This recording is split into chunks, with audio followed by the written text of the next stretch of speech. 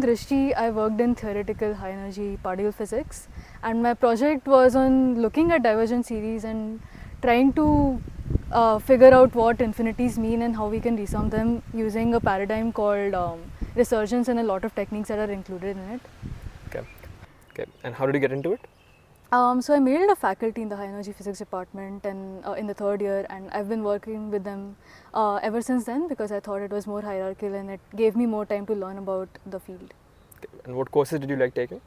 I took courses like StatMech 2 and quantum field theory and gravitation, and even though I was not interested in all of them at that particular moment, I did find that there were a lot of similarities in all of these subjects, and it helped me, grasp the more.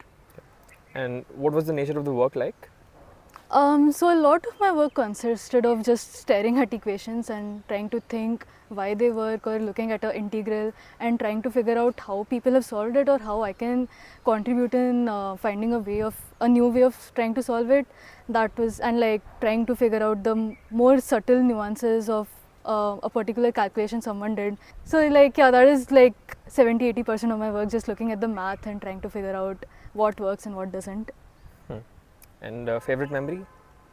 I really like the environment of the theoretical physics department in general. Like, we used to have a lot of different journal clubs, and we used to have these lecture series that were organized by a group of PhD people, and it was a very good interactive experience in just learning about the research and how they think and how they navigate through the very difficult world of theoretical research.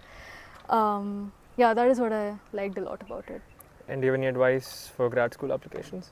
Just start writing SOPs as soon as possible. Put in a lot of thought into it, like what you want to do and how you describe yourself in the world of research, and try to pick the right school for you and apply to specific places that are good for you and not just apply to random places.